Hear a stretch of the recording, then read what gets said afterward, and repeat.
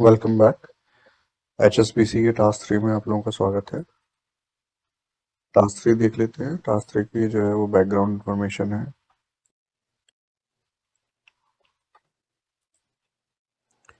और हमारे पास doc file है।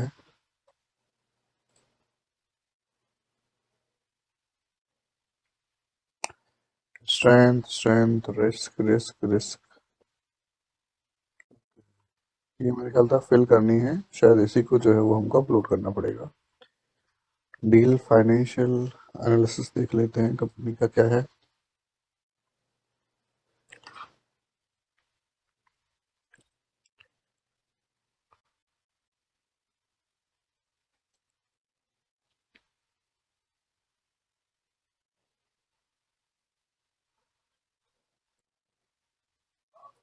नेक्स्ट आ जाता है हमारे पास पीपीटी फाइल है।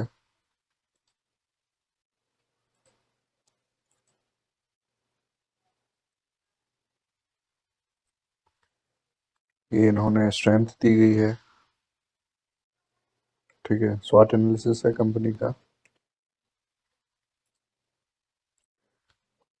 नेक्स्ट हमारे पास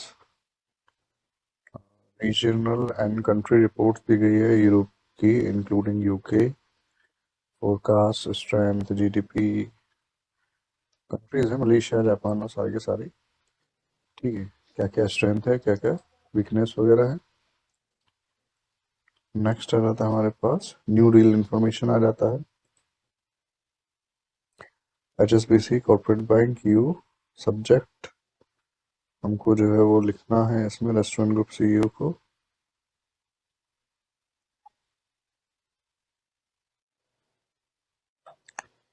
चलिए, काफ़ी सारी फाइलें हमारे पास और वर्ड डॉक्यूमेंट वर्ड टेम्पलेट जो है वो हमको इसमें अपलोड करनी है, ठीक है। टास्क देख लेते हैं, टास्क में क्या कह रहा है।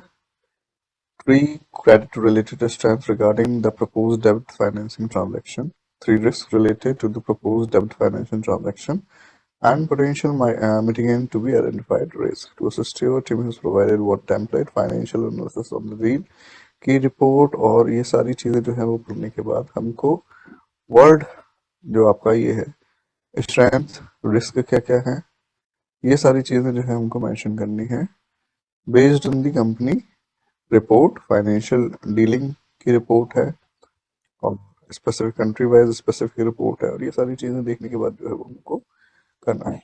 चलिए देखते हैं क्या करते हैं हम।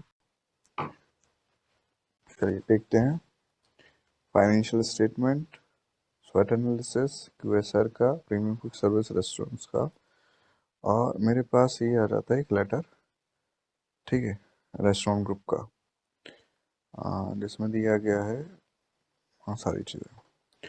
चलिए मैंने ऑलरेडी फिल कर लिया है जो जो मुझे लगा, ठीक है। स्ट्रेंथ, आपका स्ट्रेंथ क्या क्या है, रिस्क क्या क्या है आपके, और बस आपको 3 स्ट्रेंथ बतानी है और 3 रिस्क बतानी है। तो मैं स्ट्रेंथ एक्सप्लेन कर दे रहा आपको कि मैंने स्ट्रेंथ कहाँ से लिए हैं। नेट लेवरेज रेशियो जो है वो 5x से ऊपर है 2020 से 2022 के बीच में मर्जर के बाद में। तो ये बताता है कि कंपनी अपनी फाइनेंशियल ऑब्लिगेशन को पूरा कर सकती है। दूसरा इंटरेस्ट कवरेज रेशियो भी आ जाता है जो कि 2x से ज़्यादा है। ये आप इसके फाइनेंशियल स्टेटमेंट में देख सकते हैं।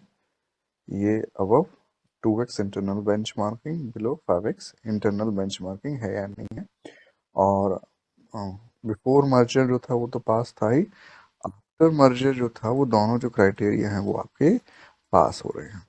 तो ये पॉइंट जो है हम एक स्ट्रेंथ में जो है वो नोट डाउन कर सकते हैं, वही जो है मैंने नोट डाउन किया है। सेकंड आ जाता है, सेकंड एनुअल कॉस्ट सेविंग जो है एक्विजिशन के बाद वो जो है वो काफ़ी अच्छी है। तो ये कंट्रीब्यूट करेगी, किस चीज़ के लिए कंट्रीब्यूट करेगी, उसके और ज़्यादा फाइनेंशियल स्टेटमेंट को सुधारने में। ये मैंने सेकंड पॉइंट ले लिया।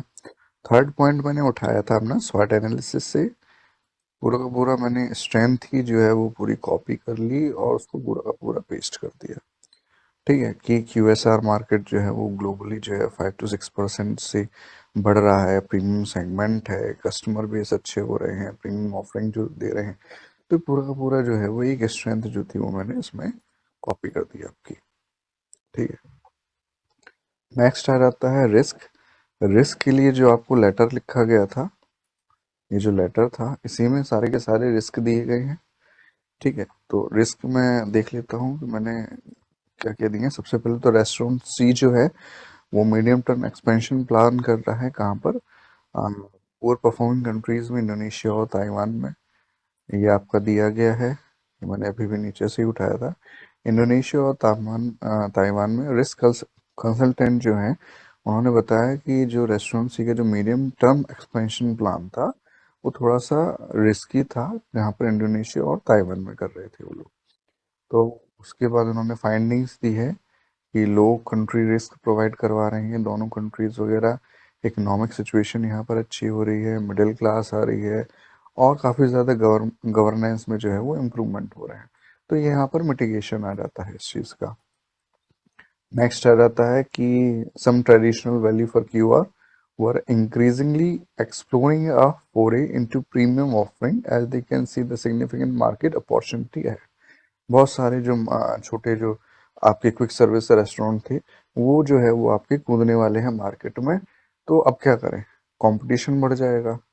तो इसमें भी इन्होंने दिया गया है कि ट्रेडिशनल वैल्यू फॉर मनी जो थे वो भले ही कूद रहे हो मगर तब भी वो प्रोवाइड करवा रहे हैं चीप और क्वालिटी प्रोडक्ट ही। प्रीमियम ऑफरिंग में उनके पास कोई चीज़ नहीं है, और प्रीमियम ऑफरिंग में अभी भी जो रेस्टोरेंट सी है जो है वो प्योर प्रीमियम ब्रांड जो है वो प्रोवाइड करवा रहा है। तो ये मिटिगेशन हो गया। रिस्क दिया गया था, उसको मिटिगेट कर दिया गया। एक और रिस्क आ जाता है कि रेस्टोरेंट सी का जो सीईओ है वो अपनी पोस्ट को छोड़ के जा रहा है। अब कोई भी एग्जिस्टिंग पोस्ट का सीईओ जो है वो अगर रिजाइन मारता है तो उसकी पॉलिसी वगैरह जो भी वो लागू करता है वो पूरी की पूरी रिवैम्प हो जाती है। तो उसके कारण जो है कुछ समय के लिए बिजनेस जो है वो अनस्टेबल हो जाएगा।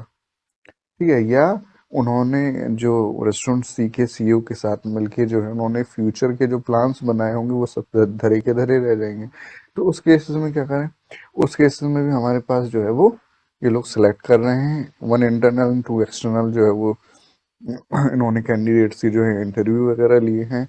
काफ़ी अच्छे एक्सपीरियंस्ड जो है वो ऑपरेटर्स हैं, मतलब कंपनी को चलाने वाले हैं, और इन्हें लगता है कि कोई ना कोई इनमें से ही जो है वो नेक्स्ट जो होगा वो सीईओ अच्छा साबित होगा। तो यहाँ पर हमारे पास मिटिगेंट है जो रिस्क के साथ रिस्क को सॉल्व करने की जो सॉल्यूशन था इन्होंने वो भी दे दिया। ये भी जो है वो आपको इसी फाइल में मिल जाएगा जो इन्होंने प्रोवाइड किया है।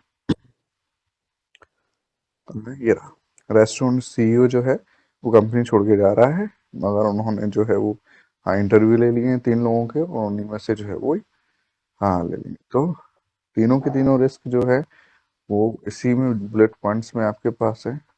स्ट्रेंथ मैंने एक स्वैट से ले ली, और 2 स्ट्रेंथ जो है वो मैंने आपके फाइनेंशियल स्टेटमेंट से ले ली। और आपको कोई स्ट्रेंथ दिख रही हो तो डाल सकते हैं, और कोई आपको रिस्क लग रहा हो तो वो भी डाल सकते हैं। यहाँ पर जो है वो हमारा टास्क 3 जो है वो कंप्लीट होता है। मतलब पहली फाइल तो कंप्लीट हो गई उसके, अगर उसके आगे कुछ ना हो तो चलिए, थैंक यू।